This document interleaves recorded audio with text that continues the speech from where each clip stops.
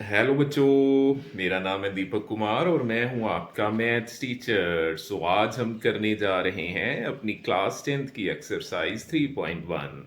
Last video में हमने इसकी इंट्रोडक्शन वीडियो कर ली थी, तो अगर आपने वो वीडियो नहीं देखी तो पहले वो वीडियो अच्छी तरह से देख लेना। तो चलो शुरू करते हैं अपनी एक्सरसाइज 3.1। इसमें हम सबसे पहले क्वेश्चन नंबर सेकंड को करेंगे, जिसमें हमें उन्होंने पूछा है कि on comparing the ratios A1/A2, B1/B2 and C1/C2, find out whether the lines representing the pair of equations intersect at a point, are parallel और coincident। हमने ये बताना है, रेशोज को चेक करना है और बताना है क्या इनकी जो लाइनें बनती हैं वो एक पॉइंट पर कट करेंगी, या वो पैरेलल होंगी, या वो कोइंसिडेंट होंगी। लास्ट वीडियो में हमने ये सारा कुछ बड़ी डिटेल में पढ़ा था, तो आप पहले वो सारी वीडियो को अच्छी तरह से देख लेना। तो चलो शुरू करते हैं। फर्स्ट क्वेश्चन की स्टेटमेंट आपके सामने ये लिखी हुई है। सेकंड क्वेश्चन का फर्स्ट पार्ट हम करने जा रहे हैं।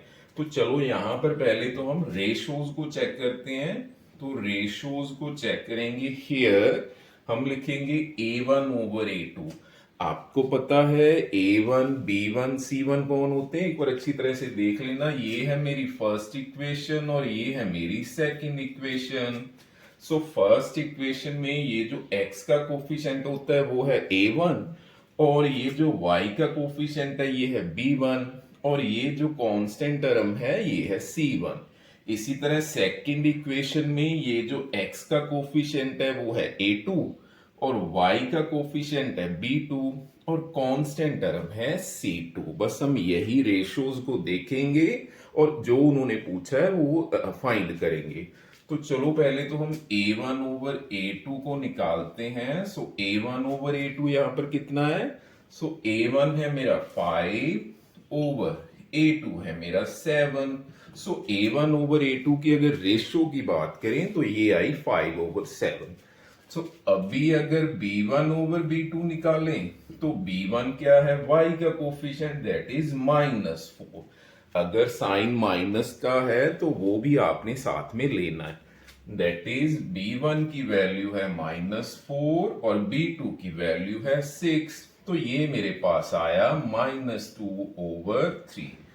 B1/B2 की रेशो आई मेरे पास -2/3। आप क्लियरली देख सकते हो कि A1/A2 और B1/B2 ये नॉट इक्वल आया। ये आया 5/7 और ये आया -2/3। इसका मतलब क्या है? हम क्या लिखेंगे? Since A1/A2 is not equal B1/B2। आपको पता है ना, लास्ट वीडियो में हमने देखा कि अगर ये रेशियोज इक्वल नहीं आती तो उसका यूनिक सोल्यूशन होता है, दैट इज वो लाइनें एक दूसरे को इंटरसेक्ट करेंगी एक पॉइंट पर। तो हम क्या लिखेंगे? द लाइंस, ये जो लाइंस बनेगी ना, क्योंकि इक्वेशंस है तो इक्वेशन की लाइनें बनती हैं, तो लाइंस विल इंटरसेक्ट। हम क्या लिखेंगे? The lines will intersect at a point. बस यही बताना था हमने। बस इतना सा काम है, रेशोज ही चेक करनी है। इतनी इजी क्वेश्चन है। तो चलते हैं अपने नेक्स्ट सेकंड पार्ट पर।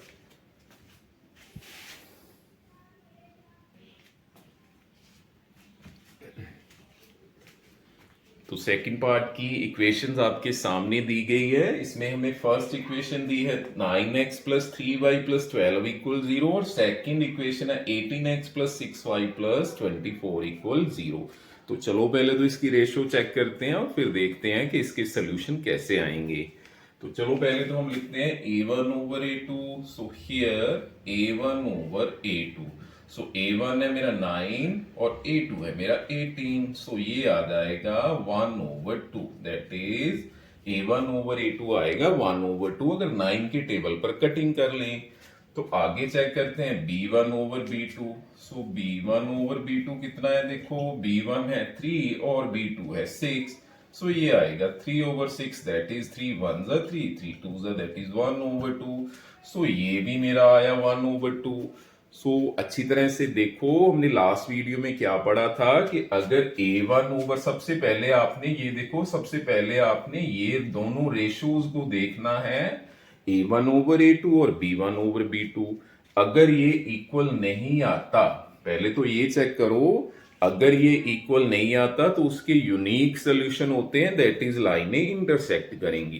पर अगर ये इक्वल आ जाए, हमने सेकंड केस क्या पढ़ा था कि अगर ये इक्वल आ जाए तब हम चेक करते हैं C1 ओवर C2। तब हम चेक करेंगे C1 over C2।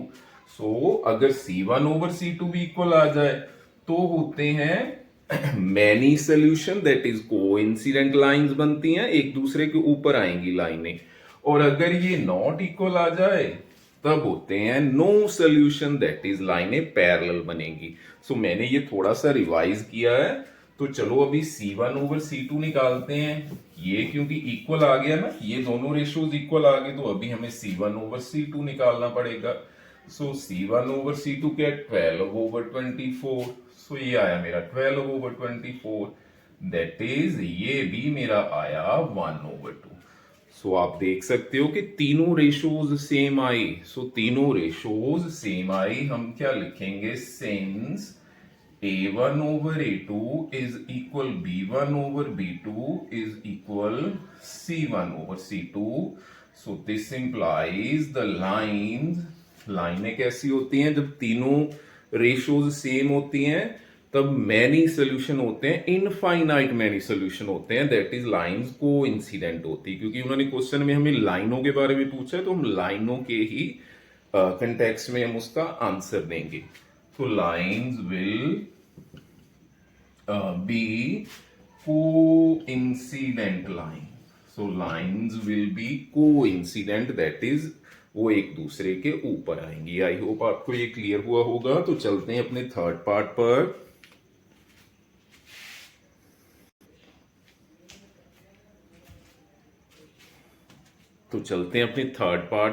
Third part की इक्वेशंस आपके सामने है।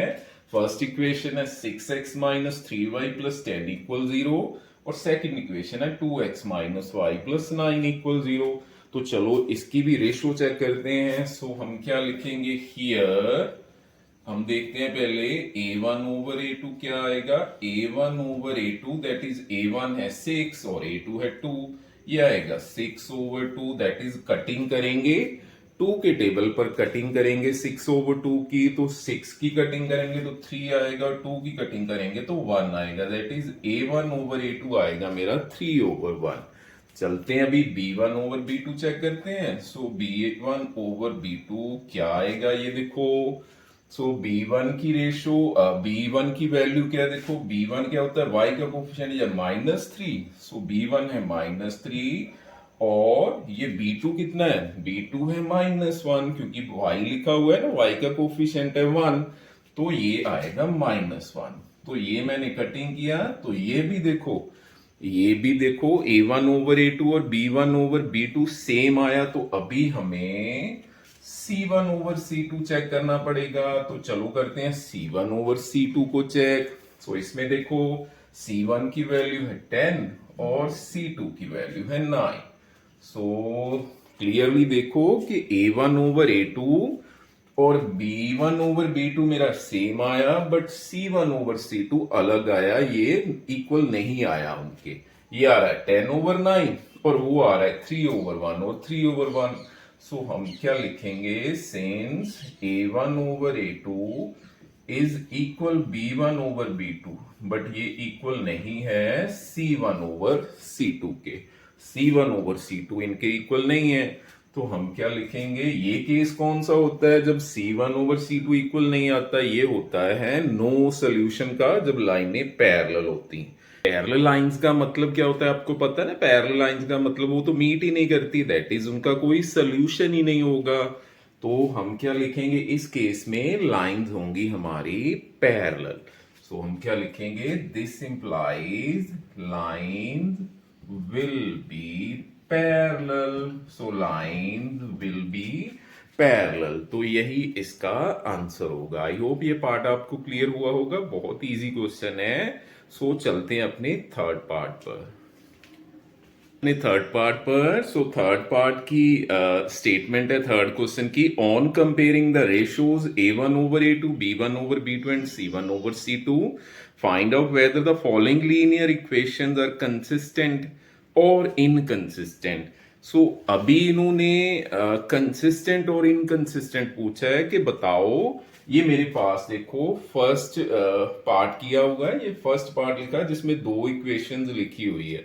अभी हमने बताना है कि इसका ये जो सोल्यूशन आएगा वो कंसिस्टेंट आएगा या इनकंसिस्टेंट आएगा। दैट इज ये इक्वेशन कंसिस्टेंट है और इनकंसिस्टेंट है। मैंने आपको बताया था ना इंट्रोडक्शन वीडियो में, कंसिस्टेंट कब होता है, ये देखो अच्छी तरह से मैं रिवाइज करता हूं। कंसिस्टेंट कब होता है, जब उसका सोल्यूशन आता है, जब उसका सोल्यूशन आए, चाहे यूनिक सोल्यूशन आए चाहे मैनी सोल्यूशन आए। सो सोल्यूशन आना वो ही कंसिस्टेंट होता है। कंसिस्टेंट का मतलब उसका सोल्यूशन आना चाहिए, या तो यूनिक सोल्यूशन आए या फिर मैनी इनफाइनाइट मैनी सोल्यूशन आए। और इनकंसिस्टेंट कब होता है, इनकंसिस्टेंट का मतलब कि उसका सोल्यूशन नहीं मिल रहा, that is no solution. Inconsistent का मतलब नो सोल्यूशन होता है। तो यूनिक सोल्यूशन कब होता है, जब A1 ओवर A2 और B1 ओवर B2 सेम नहीं आता, ये दोनों रेशियोज इक्वल नहीं होती तो यूनिक सोल्यूशन आता है। मैनी सोल्यूशन का मतलब होता है कि तीनों रेशियो सेम है, A1 over A2, B1 over B2 और C1 ओवर C2 तीनों सेम है। और नो सोल्यूशन कब होता है, अगर A1 ओवर A2 और B1 ओवर B2 सेम हो जाए but C1 over C2 same ना हो। ये हमने लास्ट वीडियो में डिटेल में पढ़ा था। तो चलो अभी इसका देखते हैं कि ये इक्वेशंस हमारी कंसिस्टेंट है या इनकंसिस्टेंट है। सो उन्होंने कंसिस्टेंट और इनकंसिस्टेंट के बारे में ही पूछा है। तो चलो चेक करते हैं, पहले तो रेशियो चेक कर लेते हैं। Here A1 over A2, A1 over A2 है मेरा 3 ओवर 2 और B1 over B2, B1 over B2 कितना है, B1 ओवर B2 है, B1 है प्लस का 2 और B2 है माइनस का 3। सो क्लियरली आप देख सकते हो कि A1 ओवर A2 और B1 ओवर B2 सेम नहीं आया, ये पॉजिटिव आया ये नेगेटिव है। सो पॉजिटिव और नेगेटिव हो ये तो सीधा ही पता चलता है कि वो सेम नहीं होगा। सो इसमें हम क्या लिखेंगे, फिर इसमें हम लिखेंगे कि हमारा जो रेशोज है, हमारी जो रेशोज है, since A1 over A2 is not equal B1 over B2। सो इसका मतलब कि इक्वेशन, ये जो इक्वेशंस दी गई है हमें, so will have a unique solution. पहले तो हम लिख देंगे कि उसका यूनिक सोल्यूशन होगा, पहले तो हमें सोल्यूशन लिखना पड़ेगा ना, तभी हम बताएंगे वो कंसिस्टेंट आई या इनकंसिस्टेंट आई। क्योंकि हमें सोल्यूशन मिला है तो ये कंसिस्टेंट होंगी। तो हम क्या लिखेंगे, so given equations are consistent. बस यही तो हमने आंसर बताना है। सारा खेल रेशोज का ही है, बस रेशो ही चेक करनी है हमने। तो ये आई मेरी कंसिस्टेंट। सो आई होप आपको क्लियर हुआ होगा। तो चलते हैं अपने सेकंड पार्ट पर। तो सेकंड पार्ट की इक्वेशंस आपके सामने दी गई है। इसमें इक्वेशंस है 2x माइनस 3y इक्वल 8 और सेकंड इक्वेशन है 4x माइनस 6y इक्वल 9। तो चलो इसकी भी पहले रेशो चेक कर लेते हैं। अच्छा, इसमें ना मैं एक इंपॉर्टेंट चीज बताता हूं आपको, आप कहां पर गलती करते हो। ये देखो ना, इसमें अगर ये दोनों इक्वेशंस की बात करें तो देखो ये जो फर्स्ट इक्वेशन है मेरी, ये फर्स्ट इक्वेशन है, इसमें ये जो कांस्टेंट टर्म दी गई है ये राइट साइड में दी गई है ना, ये राइट साइड में दी गई है। और सेकंड इक्वेशन में भी मेरी कांस्टेंट टर्म राइट साइड में दी गई है 9। सो आपने क्या करना है कि अच्छी तरह से देखना है कि ये दोनों टर्म्स, कांस्टेंट टर्म्स आपकी या तो दोनों राइट साइड पर हो, इक्वल के इस साइड पर हो, या फिर दोनों इस साइड पर होनी चाहिए। ऐसा ना हो कि एक इक्वेशन में कांस्टेंट टर्म मेरी ये जो जैसे 8 है ये इस साइड दी गई है और दूसरी इक्वेशन में कांस्टेंट टर्म इस साइड दी गई है, तब आपकी गलती हो जाएगी। सो अच्छी तरह से देखना, पहले तो आपने कांस्टेंट टर्म को एक साइड पर ही रखना है दोनों को। तो चलो यहां पर अभी रेशियो चेक करते हैं। So here A1 over A2 अगर देखें तो a1/a2 क्या है मेरा 2/4, दैट इज 1/2। सो b1/b2 ये भी है मेरा, b1 है -3 और b2 है -6। सो ये भी मेरा आ जाएगा 1/2। आई होप आपको इतनी कटिंग तो आती है ना, ये तो बहुत इजी है। ये देखो दोनों मेरी सेम आई, a1/a2 और b1/b2। इट मीन्स हमें अभी c1/c2 को चेक करना पड़ेगा।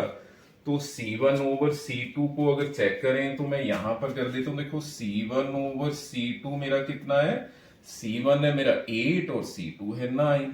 सो ये मेरा आया 8/9। सो आप देख सकते हो कि मेरा a1/a2 और b1/b2 तो सेम है, बट c1/c2 ये अलग आ रहा है, ये इक्वल नहीं है। दैट इज मेरा a1/a2 और b1/b2 तो सेम है, बट c1/c2 ये सेम नहीं है। ये कौन सा केस होता है, ये होता है पैरेलल लाइंस का, दैट इज नो सॉल्यूशन वाला केस।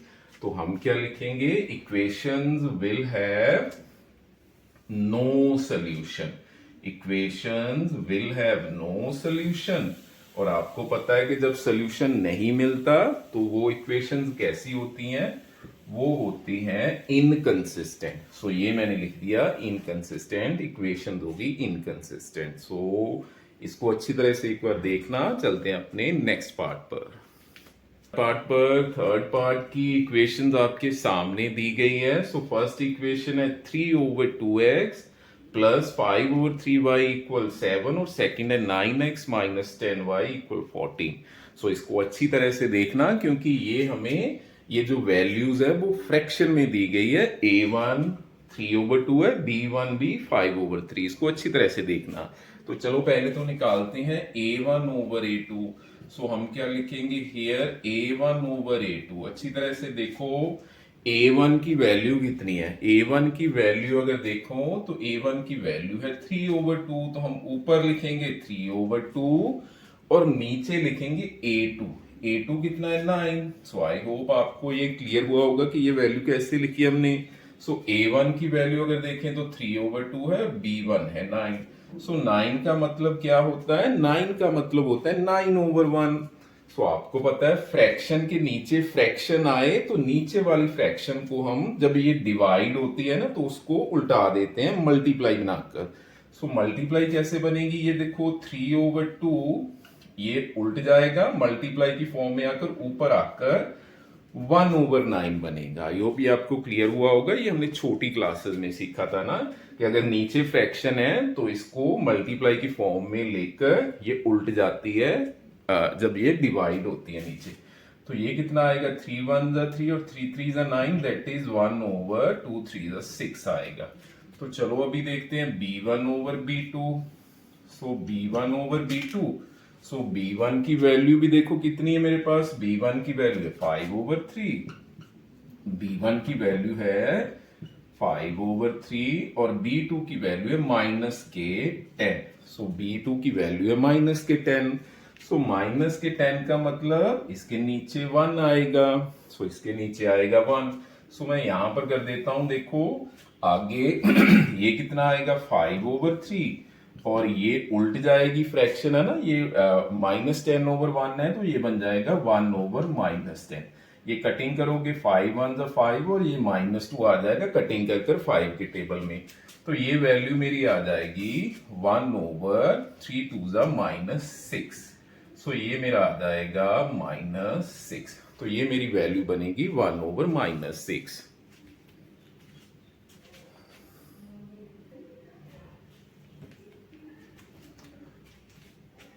तो बच्चे आप क्लियरली देख सकते हो मेरा a1/a2 आया है 1/6 और मेरा b1/b2 आया है -1/6। ये अलग है, इसको सेम मत समझना। ये पॉजिटिव है, ये 1/6 पॉजिटिव है, ये 1/-6 नेगेटिव है। इट मींस ये दोनों रेशोज इक्वल नहीं है। सो हम क्या लिखेंगे, since a1/a2 is not equal b1/b2। सो इसका मतलब ये जो इक्वेशंस होगी उसके कितने सोल्यूशन होंगे, unique solution. That is equations will have equations will have a unique solution. Unique solution का मतलब होता है कि सिर्फ वन सोल्यूशन, क्योंकि सोल्यूशन मिला ना, हमें एक सोल्यूशन मिला, इसका मतलब इक्वेशंस होंगी कंसिस्टेंट। सो हम क्या लिखेंगे? So equations are consistent. So equations होंगी कंसिस्टेंट।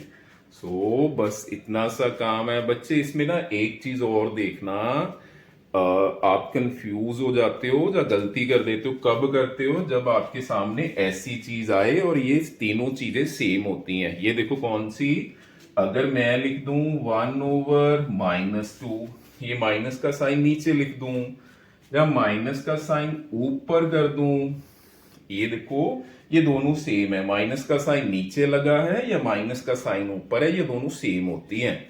और जहां फिर ये माइनस का साइन आपका इस बार के आगे लगा हुआ है, ये जो लाइन है ना इसके आगे लगा है, ये तीनों चीजें सेम होती हैं। इसमें गलती मत करना, ये सेम होती है। ये मैंने क्यों बताया? क्योंकि ये केस देखो आया था ना, ये केस आया था। अगर मान लो आपके सामने यहां पर माइनस आ जाता तो ये दोनों सेम होना था, इन्होंने इक्वल होना था, बस तभी मैंने ये चीज बताई है आपको। तो इसको अच्छी तरह से देखना। चलते हैं अपने नेक्स्ट पार्ट पर। तो चलते हैं अपने फोर्थ पार्ट पर। फोर्थ पार्ट की इक्वेशंस आपके सामने दी गई है, तो चलो इसकी भी रेशो निकालते हैं। सो हियर अब तो आप जल्दी जल्दी बता सकते हो ना क्या आएगा। A1/A2 क्या आएगा मेरा? A1 है 5 और B2 है मेरा -10। सो ये 5 के टेबल पर कटिंग करेंगे तो ये आ जाएगा 1/-2। सो ये आएगा 1/-2। सो अभी निकालते हैं B1/B2। सो B1/B2 क्या है? B1 की वैल्यू है मेरी -3 और B2 है 6। तो ये भी मेरा आ जाएगा 3 के टेबल पर कटिंग करेंगे, 3 1 जा 3 और 3 2 जा, दैट इज -1/2।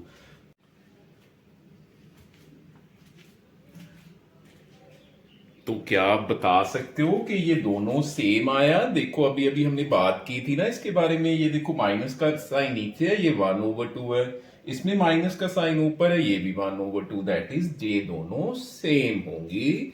आपने माइनस के साइन में कंफ्यूज नहीं होना, ये दोनों सेम होती है। अभी निकालते हैं C1/C2। सो C1/C2, C1 है मेरा 11 और C2 है मेरा -22। सो ये भी हम 11 के टेबल पर कटिंग कर दें तो 1/-2 आएगा। ये देखो ये 11 1 जा 11 और ये 11 2 जा 22। तो ये भी मेरा आया C1/C2 आया 1/-2। तो हम क्या लिखेंगे? Sense A1/A2 is equal B1/B2 is equal C1/C2। ये तीनों रेशोज सेम आई है। सेम आने का मतलब इनफाइनाइट सोल्यूशन।